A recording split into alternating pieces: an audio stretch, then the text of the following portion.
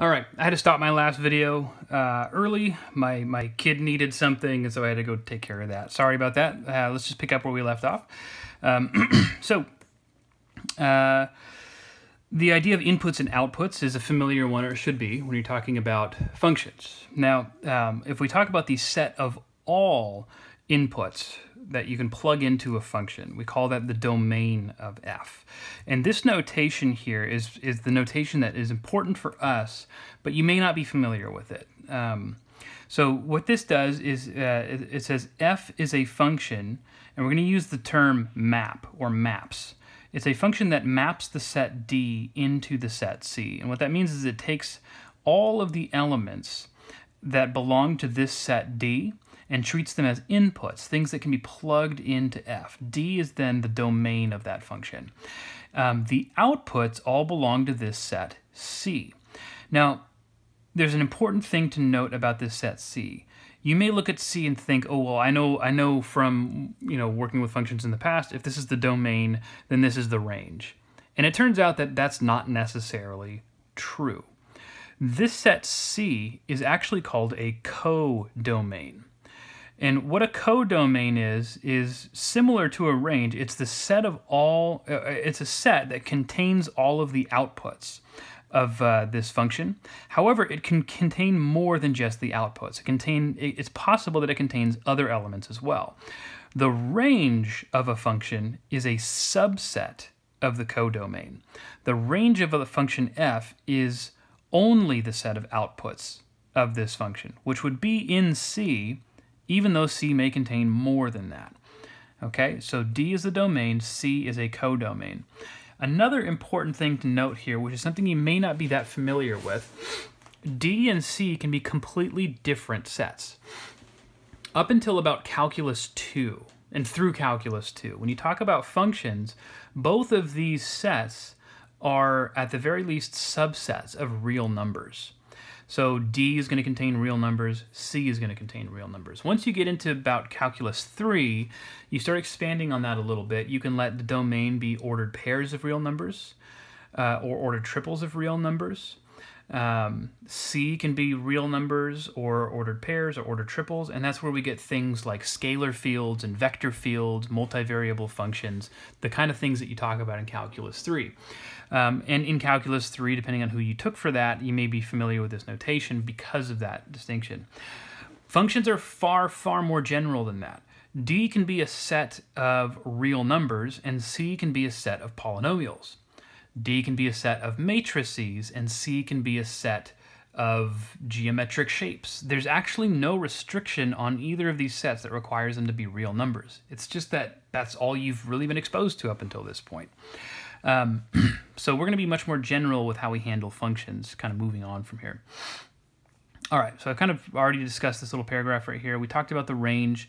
Notice if you read this set builder notation for the range, it says that the set R, which we call the range, is the set of elements in C, our codomain, that arise as outputs of our function.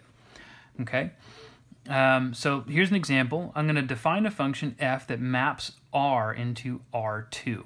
That is, it takes real numbers and as inputs, but the outputs look like ordered pairs of real numbers.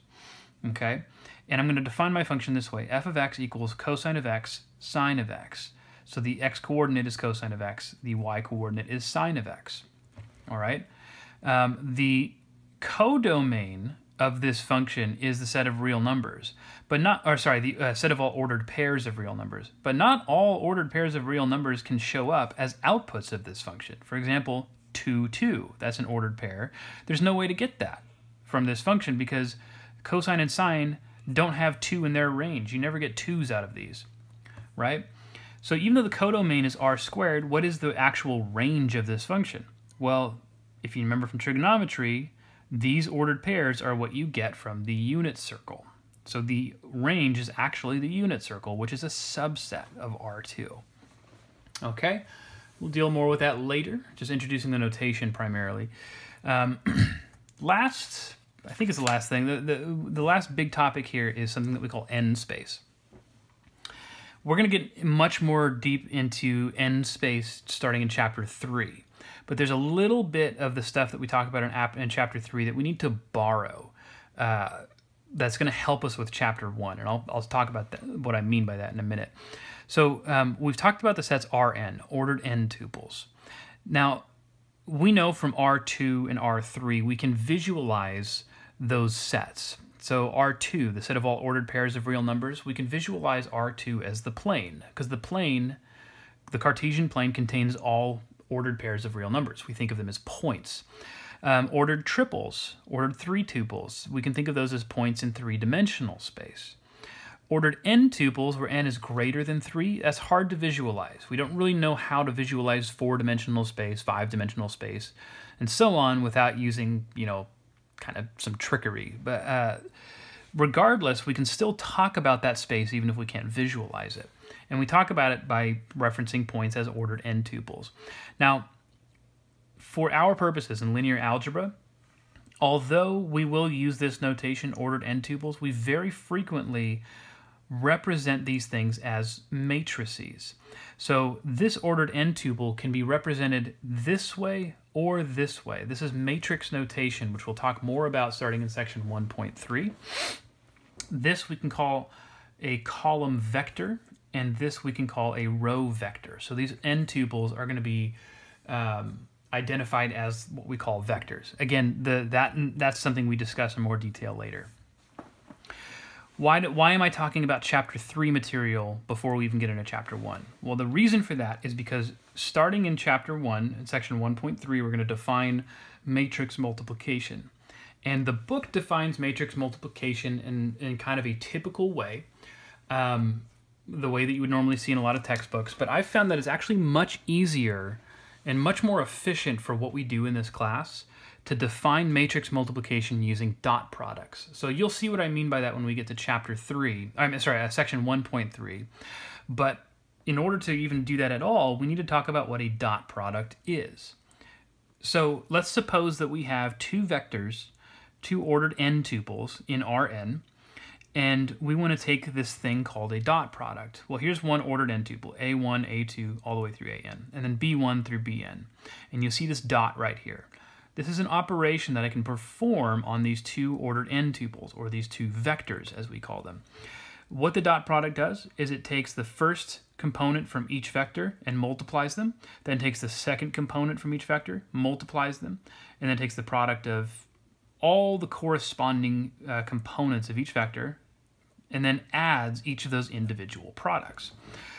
That's going to produce a single real number. Notice the result of a dot product is not another vector. It's just a single real number. What does the dot product represent? What does it mean? Why do we do this to vectors?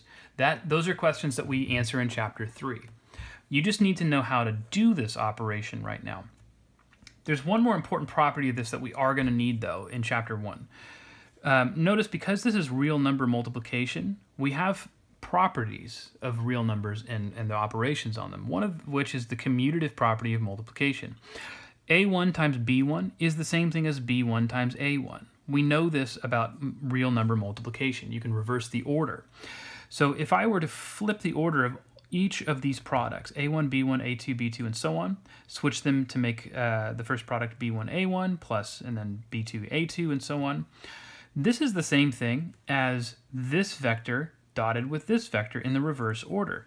So that shows that the dot product of two vectors is the same regardless of which one you put first and which one you put second. That means dot products have what are called the commutative property, or sometimes you'll see in our book we also call it symmetry. If I represent these vectors, ordered n tuples, using bold letters, so if x represents this ordered n tuple and y represents this one, we can say that more succinctly by saying x dot y is equal to y dot x. That's a property we're going to need in Chapter 1 for a proof that we're going to encounter. Okay, so to wrap this section up, I want to practice just a couple of dot products just because we do use this a lot. Here's two vectors in R3, so two ordered triples, and I want to take their dot product. Very straightforward. I take the first components, 1 and 5, and I multiply those. Then the second components, 3 and -2, and I add their product, plus -2 times -1. Okay? That's going to be 5 plus -6, so we're at -1 now, plus 2, that's going to equal 1. Okay? Straightforward, right? You just multiply corresponding components and then add all of the results. Here, I want to evaluate a dot product of two vectors in R2. So ordered pairs. Although notice the notation I'm using is that matrix notation we talked about. And that's fine, we can do that. The first component of this vector is going to be multiplied to the first component of this one, 1 times -5. The second component of this vector, we read from the top down and we read from the left to right here. It's going to be 5 times 1. -5 plus 5, that's equal to 0. Okay, the dot product here was 0. In chapter 3, we're going to talk about what it means when the dot product of two vectors is 0 specifically. It implies something very useful when you get a 0 here, but that's chapter 3. We're not going to worry about that here. Okay, that should cover all the important preliminaries that we need to cover in this class. I suggest that later on in the course, when we start using some of these things like this function notation we talked about here, if you're looking at that and you can't quite remember what this notation is, just remember that we did this preliminary section. Come back and review the notes so that you make sure that this notation is making sense once we start using it. Okay, that's it.